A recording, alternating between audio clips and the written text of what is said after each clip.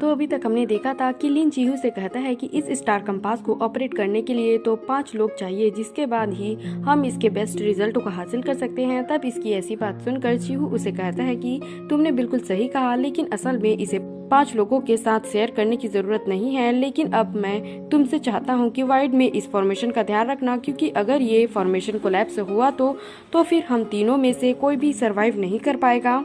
अब आगे इसके बाद वो कहता है कि मेरा पूरा ध्यान इस कंपास को कंट्रोल करने में रहेगा, इसीलिए मैं इसके अलावा और कोई एक्शन नहीं ले पाऊंगा और इसीलिए अब इसकी बाकी जिम्मेदारी तुम्हारी है। जिसके बाद हम देखते हैं कि लिन भी इसके लिए रेडी हो गया था, जबकि वहीं हम देखते हैं कि चीहू भी अपने पावर का यूज करना शुरू कर देता है और अब इस तरह से वो यहाँ से आगे जाने के लिए निकल गए थे। लेकिन तभी कुछ देर के बाद अचानक से हम देखते हैं कि लिन को सामने कुछ दिखाई देता है, इसीलिए वो चीहू से कहता है कि 10 माइल आगे कुछ है और इसीलिए तुम स्टार कंपास को राउंड ले लो। जिसके बाद हम देखते हैं कि चीहू भी इसकी बात मानने के लिए रेडी हो गया था, जहाँ पर हम देखते हैं कि इनके सामने रेड कलर का कोई मॉन्स्टर होता है, जिसे देखकर चीहू स्टार कंपास को बचाने के लिए पूरी कोशिश करता है। लेकिन फिर भी हम देखते हैं कि आखिर में वे इससे टकरा जाते हैं। लेकिन इसके बाद भी हम देखते हैं कि वो इसमें से बहुत ही आसानी से बाहर निकल जाते हैं। जिसके बाद चीहू लिन से कहता है कि तुमने पहले ही इसके बारे में बता दिया था, नहीं तो फिर मुझे लगता है कि हम इसमें मारे गए होते। तभी रेड बटरफ्लाई पूछती है कि आखिरकार वो कौन सा क्रिएचर है, लेकिन इस पर चीहू कहता है कि मैं भी इसके बारे में नहीं जानता। तभी लिन कहने लगता है कि इस चीज का नाम वाइड है, जो कि एक माइनर एनिहिलेशन क्रिएचर से बिलोंग करता है, जो कि एग्जिस्ट करने के लिए अर्थ को कंज्यूम करता है और फिर सरवाइव करने के लिए नेगेटिव एनर्जी को एक्सेल करता है। फिर वो बताने लगता है कि जब एंशिएंट टाइम में भी एंशिएंट कल्टीवेटर से उसका सामना होता था, तब एक साथ में बहुत सारे लोग मिलकर उसका सामना करते थे और केवल इसी तरह से वो उससे बच पाते थे। तब इसकी बात सुनकर चीहू कहता है कि तुम तो इसके बारे में अच्छे से जानते हो। लेकिन वहीं हम देखते हैं कि रेड बटरफ्लाई इस पर यकीन करने के लिए रेडी नहीं होती और कहती है कि किसको पता है कि वो इसके बारे में झूठ बोल रहा है। जिसके बाद लिन कहता है कि तुम तो बहुत ही इग्नोरेंट हो। फिर वो कहता है कि वैसे तो यह क्रिएचर गायब रहता है और यह केवल तभी फैलता है जब उसे खाने की तलाश होती है। फिर वो बताता है कि खाने की तलाश में वो वाइड एनर्जी को निकालता है और यह असल में ऐसी चीज है जिसके सामने हम कुछ भी नहीं कर सकते। तभी अचानक से लिन को कुछ पता चलता है और इसलिए वो चीहू से कहता है कि तुम जल्दी से नॉर्थ में फ्लाई करो। लेकिन इस पर चीहू कहने लगता है कि अगर हम यहाँ से नॉर्थ में चले गए तब इस तरह से तो कंपास अपने डायरेक्शन को खो देगा और अब इसीलिए हम देखते हैं कि वह भी इसकी बात मानने के लिए रेडी नहीं होता। तभी इस पर लिन कहता है कि इसके बारे में बात करने का कोई टाइम नहीं है और फिर हम देखते हैं कि वो तुरंत यहाँ से भाग जाता है। लेकिन वहीं हम देखते हैं कि रेड बटरफ्लाई को इसके बारे में कोई चिंता नहीं होती और कहने लगती है कि मुझे उसके बात के ऊपर यकीन नहीं है और इसीलिए वह चला गया तो अच्छा ही हुआ। मगर तभी चीहू को अपने पीछे रेड कलर की कुछ दिखाई देती है, जिसके बाद उसे समझ में आ गया था कि लिन की एडवाइस गलत नहीं थी और फिर हम देखते हैं कि वो तुरंत अपनी जान बचाने के लिए वहाँ से भागने लगते हैं और कहने लगता है कि अगर हमने उसकी बात मानी होती तो हम इस तरह से नहीं फंसते। इसके बाद हम देखते हैं कि चीहू अपने कंपास की स्पीड को भी बढ़ाने के लिए कोशिश करता है ताकि वह जल्दी से यहाँ से बचकर निकल सके। लेकिन हम देखते हैं कि इस क्रिएचर से बच पाना इतना भी आसान बात नहीं होता, क्योंकि वो इतने आसानी से इनका पीछा छोड़ने के लिए रेडी नहीं होता।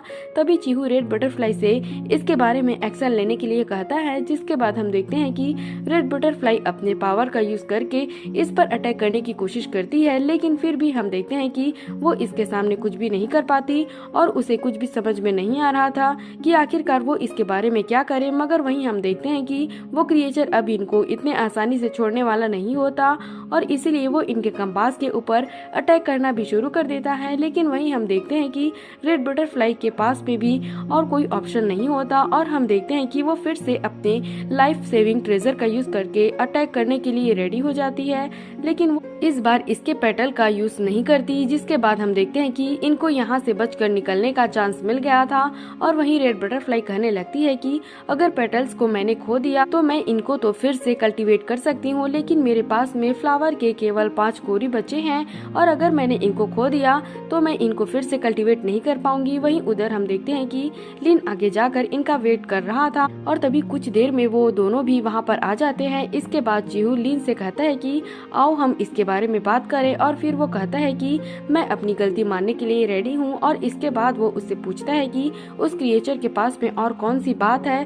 तब इस पर लीन उससे कहता है कि तुम्हें इसके बारे में कुछ भी ज्यादा चिंता करने की जरूरत नहीं है, क्योंकि अब तुम ऐप के डायरेक्शन के अकॉर्डिंग फॉलो कर सकते हो, और अब इसीलिए हमें फ्लाई करने के लिए एक रास्ता खोजना होगा। जिसके बाद हम देखते हैं कि चीहू इसकी बात मानने के लिए रेडी हो गया था, और फिर वो सोचने लगता है कि स्टार कंपास तो डैमेज हो गया है, इसलिए लंबे टाइम तक फ्लाई कर पाना बहुत ही मुश्किल है, और अब इसीलिए हमें अपने प्रोग्रेस को फास्ट करना होगा। लेकिन हम देखते हैं कि उसके पास में लीन की बात मानने के अलावा और कोई ऑप्शन नहीं होता, और फिर वो कहता है कि अभी हमें इसकी बहुत ज्यादा जरूरत है। इसके बाद हम देखते हैं कि वे 10 दिनों तक ऐसे ही फ्लाई करते हैं, लेकिन असल में इतने टाइम में कंपास को कोई भी डैमेज नहीं होता, और इसीलिए चीहू इसके लिए लीन को थैंक यू कहता है। तब इस पर लीन उससे कहता है कि तुम तो बहुत ही काइंड हो। इसके बाद वो इससे कहता है कि मैंने भी इतने टाइम में तुमसे काफी बात किया, और इसीलिए मुझे भी इसमें काफी फायदा हुआ। लेकिन तभी हम देखते हैं कि ऐसी बात सुनकर चीहू हंसने लगता है, और फिर कहता है कि मेरा ट्रोल क्लैन $1 मिलियन चार्ज से नहीं है, बल्कि बहुत सालों पहले हमारे एंसेस्टर यहाँ पर माइग्रेट हुए थे, जिसकी वजह से हमारी डिवाइन एबिलिटी में कुछ अंतर है। मगर तभी अचानक से हम देखते हैं कि लिन को कुछ दिखाई देता है, इसीलिए वो इनसे वेट करने के लिए बोलकर तुरंत यहाँ से चला जाता है। फिर हमें पता चलता है कि ये चीज असल में गोल्डन पर्पल स्टोन है, जो कि स्टार कंपास के लिए बहुत ही जरूरी मटेरियल है।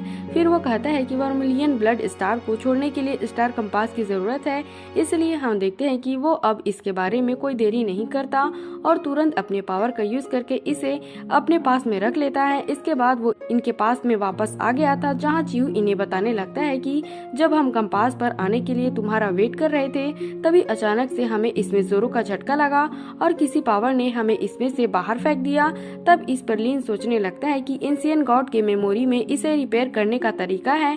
वहीं चीहू कहने लगता है कि अब ये स्टार कंपास बहुत ही बुरे तरीके से डैमेज हो गया है, इसलिए हम केवल अपने मैजिकल पावर का यूज करके फ्लाई कर सकते हैं। जिसके बाद हम देखते हैं कि लिन भी इसकी बात मानने के लिए रेडी हो गया था, और अब इसीलिए हम देखते हैं कि वो तुरंत यहाँ से जाने लगते हैं। तभी लिन को ऐसा फील होता है कि कोई चीज उसका पीछा कर रही है, लेकिन अभी के लिए हम देखते हैं कि वो इस पर ध्यान नहीं देता। और 3 दिन के बाद आखिरकार वे अपने लोकेशन पर पहुंच जाते हैं। तब इसे देखते ही चीहू कहने लगता है कि ये वही जगह है, क्योंकि ये प्लम बसम नंबर मेरे एंसेस्टर ही छोड़ गए थे। लेकिन वहीं हम देखते हैं कि लिन को अभी भी इसके बारे में ज्यादा कुछ समझ में नहीं आया था, और फिर वो कहने लगता है कि अगर मैप को देखकर इसके बारे में बात किया जाए तो मुझे भी समझ में नहीं आ रहा कि आखिरकार ओवरलैप वाला फ्रेगमेंट कहाँ पर है। लेकिन तभी रेड बटरफ्लाई कहने लगती है कि ये बकवास करना बंद करो, क्योंकि मुझे लगता है कि यह जरूर सेकंड लेयर होगा, क्योंकि यह जगह पूरी तरह से शांत है। लेकिन इस पर लिन कहता है कि तुम अभी भी इग्नोरेंट हो। लेकिन चीहू भी कहने लगता है कि यह सच में सेकंड लेयर है, क्योंकि मेरे एंसेस्टर ने भी ऐसा ही केस किया था, और इसीलिए ऐसा हो सकता है कि इसके नीचे कोई थर्ड लेयर भी हो। मगर वहीं हम देखते हैं कि वो सीनियर भी सेलेस्टियल क्रिस्टल को खोजने के लिए निकल गया था, जो कहने लगता है कि टिंकर तुम इसके बारे में कोई चिंता मत करो, क्योंकि थर्ड लेयर में और भी सेलेस्टियल जेट जरूर होंगे। वहीं उधर हम देखते हैं कि वे तीनों भी नीचे की तरफ जाने लगते हैं, लेकिन अब वहाँ के नजारे को देखते ही चीहू पूरी तरह से हैरान हो गया था, और फिर कहता है कि मेरे एंसेस्टर की कही हुई बात गलत कैसे हो सकती है, और मुझे समझ में नहीं आ रहा कि वो जेट कॉफिन यहाँ से गायब कैसे हो गया। लेकिन वहीं हम देखते हैं कि रेड बटरफ्लाई इसके बारे में कोई बात सुनने के लिए रेडी नहीं होती, और कहने लगती है कि अगर तुमने इसके बारे में मुझे कोई भी एक्सप्लेनेशन नहीं दिया तो फिर मैं तुम्हें इतने आसानी से नहीं छोड़ूंगी। लेकिन वहीं लीन को पता था कि चीहू इसके बारे में झूठ नहीं बोलेगा, इसलिए वो समझ जाता है कि यहाँ पर जरूर ही कुछ हुआ होगा। जिसके बाद वो रेड बटरफ्लाई से कहता है कि आपस में बहस करना बंद करो और मुझे इसके बारे में कुछ काम करने दो। वहीं चीहू कहने लगता है कि मैं इसके बारे में थोड़ा सा लापरवाह हो गया था, लेकिन मैंने भी ऐसा कुछ भी उम्मीद नहीं किया था।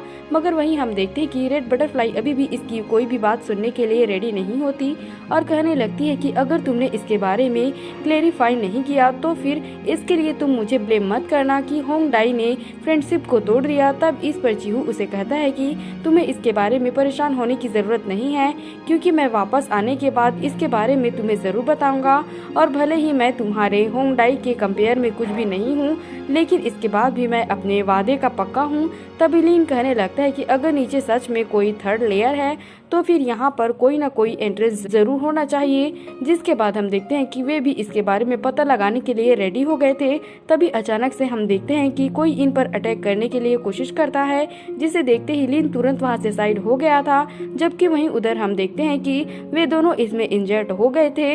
मगर तभी हमें पता चलता है कि ये तो वही सीनियर है, जिसे देखते ही चीहू कहता है कि ये तो 5 एलिमेंट सेक्ट का जूई है। जो सीन दिखाते हुए यह एपिसोड यहीं पर खत्म हो जाता है। तो अगर आपको एक्सप्लेनेशन अच्छी लगी हो तो हमारे चैनल को सब्सक्राइब और लाइक जरूर करना। Thanks for watching.